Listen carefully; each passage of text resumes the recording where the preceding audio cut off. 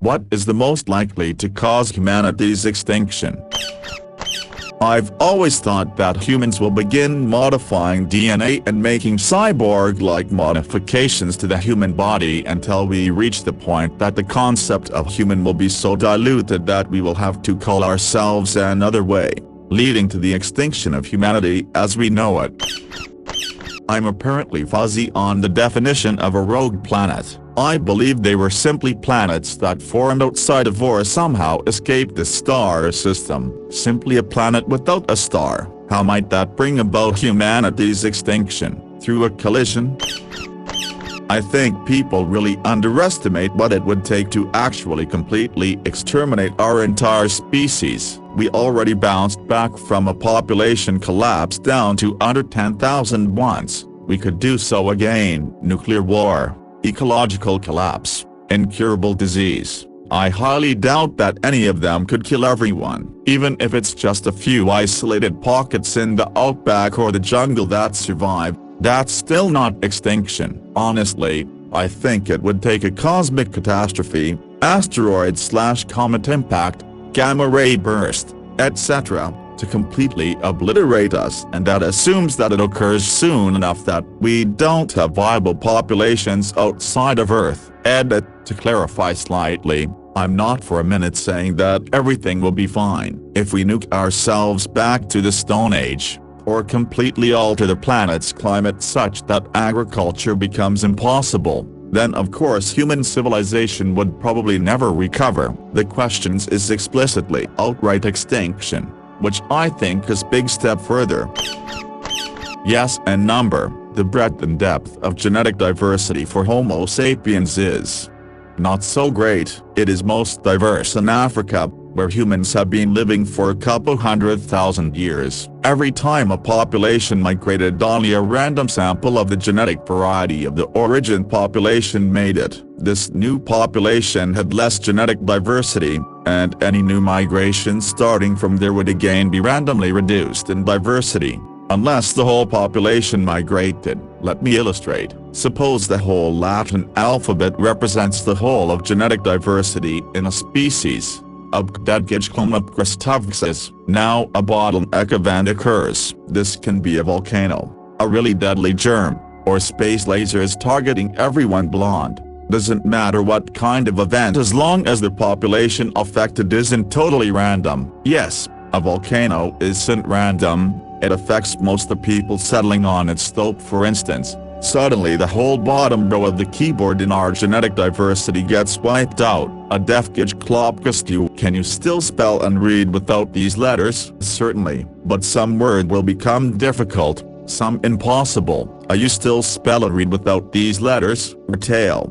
So will difficult, so impossible. Now over time new letters get added, derived from the remaining letters, like sail or ye and so on. They will replace some of the lost letters and add rebuild diversity over time, but that doesn't mean the original letters won't be gone. There's this term, minimum viable population, that tries to calculate the size of a population that prevents dangerous effects a certain amount of generations into the future. There are many factors involved, R/K selective species, stochasticity, etc., but suffice it to say you'll need hundreds to thousands of people to achieve that. I have a vague memory of a diversity representing population for humans as 20,000 individuals, but for mice was on the order of 100,000,000,000,000. Can't recall where I read that though. All that is to say, number, our genetic pool isn't fucked. It's just shallower than you would suspect of a case-selective species of our age. 70,000 years ago predates pretty much all history, so any skeletal remains wouldn't reveal things like currently unseen eye colors or digestive differences. I would like to assume we had like cartilage fins for faster swimming, or like slit pupils, or some crazy shit that got lost during the calamity. That would be awesome. Maybe if the afterlife is real we'll meet some ancient human souls. Fairly, the Tibet catastrophe was a genetic bottleneck event, and it may have shaped the future of humanity. That said, The migration out of Africa was more significant than that in terms of changes to genetic profile, due to isolation and Founder's effect. Founder's effect. https://www.genome.gov/genetics/founder effect. Genetic isolation is the first step towards speciation, though in this case, it allows for the start of genetic drift. https://n.m.wikipedia.org/wiki/genetic_drift. Perhaps due to how few of us were left after Tibet eruption, our genetics is common enough now that speciation will be rather difficult to achieve even when we're isolated from one another for so long. It's hard to say, isn't it? Our reliance on technology to handle adaptation certainly slows down changes from environmental pressures, so even colonizing planets with vastly different, habitable environments would only cause slow changes. However, if we have to rely on sublight speed travel, then travel between habitable planets outside of our solar system might be a big enough hurdle that even that slow genetic drift could cause speciation if we don't actively manage our gene pool between systems. If we do figure out FTL travel, that physical separation will be much less significant. The other thing that might happen is spreading out across the stars might bring humans beyond the reach of government regulations on genetic modification. We might design ourselves into different species. Hell, even with conventional technology, body modification gets so far out there, I'm talking bifurcation, that there's some degree of behavioral isolation within our species. I don't want to imagine what mods people might do if a particular genetomorphology became en vogue. Not sure about their genetic diversity, but they definitely have contagious face cancer. One devil developed the cancer cells, and the cells have the ability to take up residence in other devils, probably because their genome is so similar, as you suggest. I just don't know that for a fact, and grow into tumors on the animal. These tumors will then shed cells when the devils fight and bite each other, which they do all the time. In this way, these cancer cells are hopping from one animal to another, but each cancer cell still has an exact copy of the genome of that original devil which died millennia ago. It's pretty interesting. Reminds me of the Cape honeybee. It's a type of honeybee that naturally lives in the Cape province in South Africa. It's just like any other type, except this single worker in the 90s was born with a freak mutation that allowed her to produce exact clones of herself without even mating, so now these clone bees with no queen invade hives of other types of honeybees, breed them out of their own nest, kill their queen and then disperse to infect other hives when the infested colony collapses. They're a plague for the African beekeeping industry, and there's no real way of getting rid of them. So if you're a South African beekeeper and see them in your hives, they're usually darker than regular bees, you have to burn the whole thing to the ground. They're all clones upon clones upon clones of that single freak worker bee that's been dead for decades. Controversial isn't even the word. There's also some evidence that the dinosaurs were killed by supervolcanoes, not asteroids. And maybe even both happening simultaneously. And the competing theories have super agitated, angry, and at times malicious scientists on both ends trying to up one another. There's some very good articles written about the feud. It's deeply hilarious and disturbing at the same time. The evidence that a gigantic impact occurred at the end of the Cretaceous period is very solid.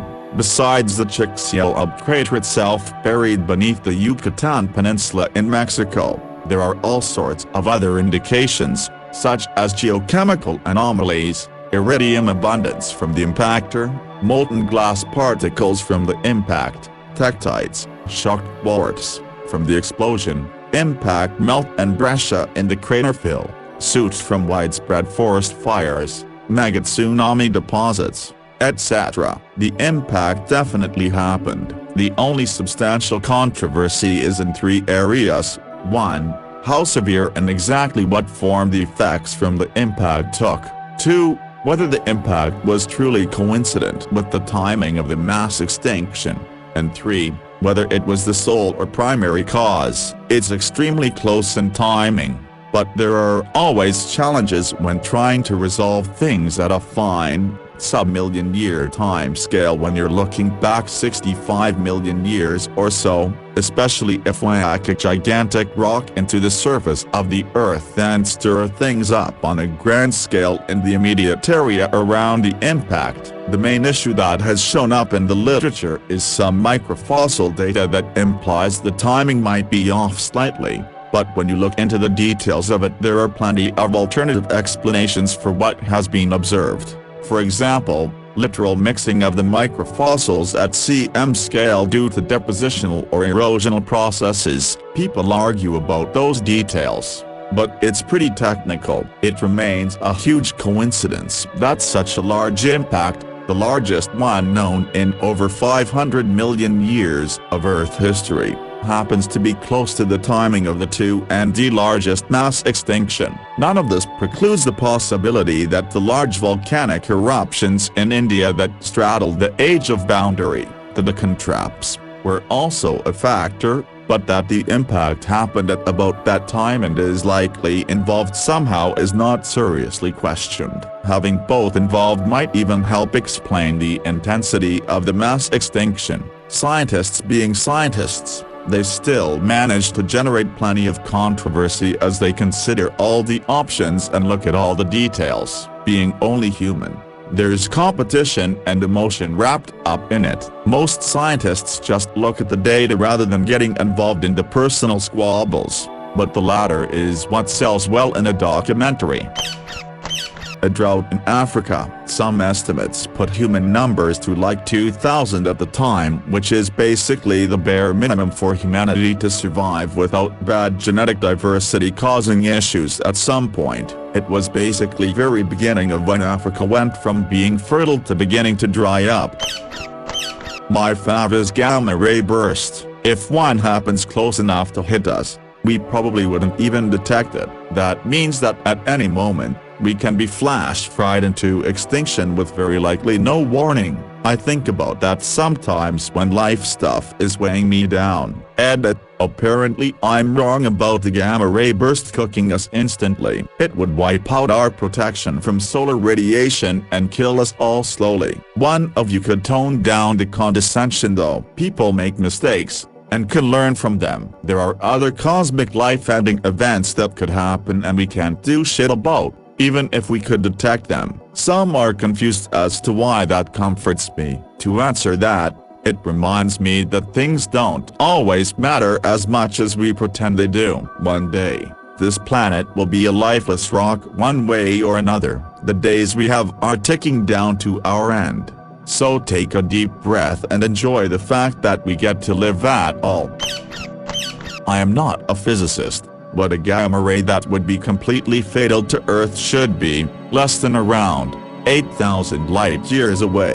The Milky Way is roughly 100,000 light-years across and there are no objects close enough to Earth to likely do that, and if it did, we'd likely see the event happen.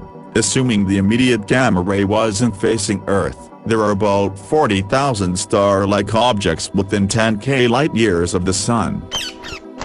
I never really understood that. Alcohol-based fuels are much less energy-dense than fossil fuels, so heavier than air aviation would be difficult. There would be some difficulty with metallurgy, so skyscrapers might not be possible. However, most of the rest of our society could be powered by easily available methanol and ethanol. Also, leaving the environmental catastrophe aside for the moment, we are centuries away from not being able to easily find more coal. There are a lot of critical electronics that are in Faraday cages. Also, an amp from the sun of that magnitude will also likely affect a lot of people and animals. A solar flare that can overtake the Earth's natural magnetic defenses would be a really unusual event that would also likely result in a physical plume following, though physically hitting us would be an astronomically impossible shot, pun intended. Also, the materials would still be present after the fact and physics wouldn't change, so it would still be possible to rebuild the electronics. Getting the infrastructure together would be a critical first step, though.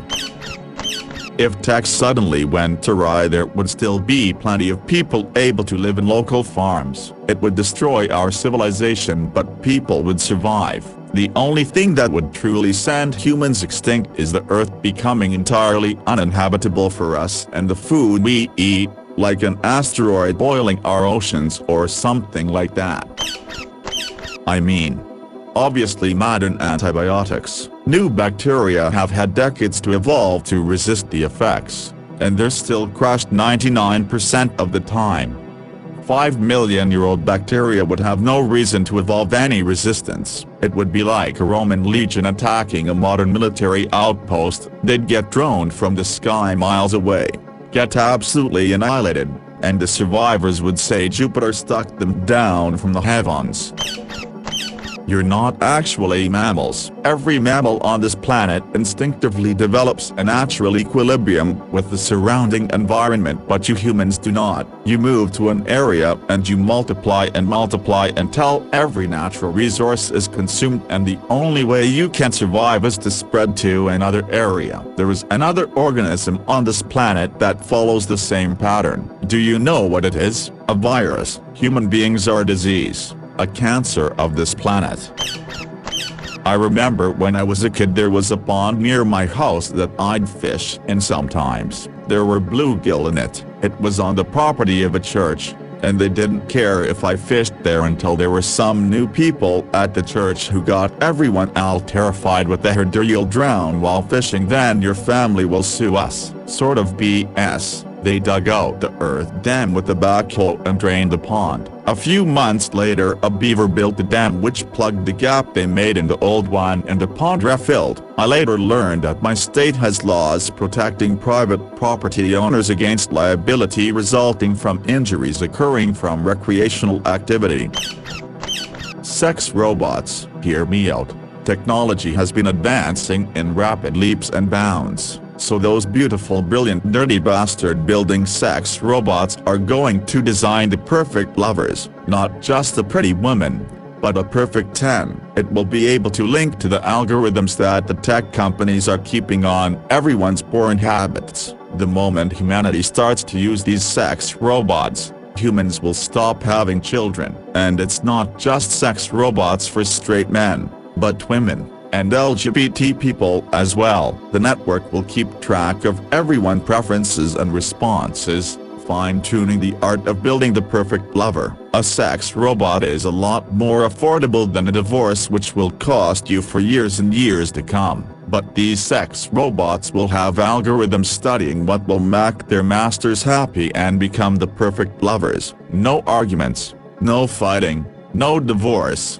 They're always eager to make you happy. In the end, the last two human survivors will be an old homeless man and old homeless woman who will find and repair salvaged parts for their own sex robots, and humanity will be dust. The inevitable continuation of the mass extinction of insects leading to the mass die-off of vegetation leading to starvation. But climate disasters will be happening simultaneously along with social unrest, magnified by the increasing disparity between the wealthy and everyone else, so there will be plenty to kill off most of us before we get to the starving part.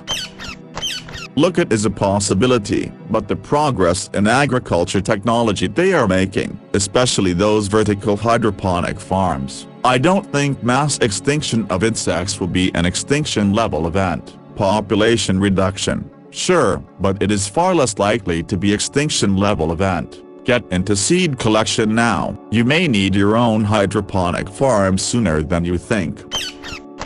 True, but all it takes is medium-sized village and bumfuck nowhere to make it through to keep it from being an extinction event. There are very few things in reality that could be able to kill off everyone. If 99.9999% of humanity died, there would be enough people left over to keep a breedable population going. I think nuclear war. The madman theory states that no sane person would launch a nuke due to the fact it would end the world, but I don't think sane people end up in power, and I definitely don't think someone in power would concede power as a result of a war without lobbing one final and world-ending fuck you. For example, if Hitler had nukes, there is no doubt he would have lobbed them all over the world before killing himself.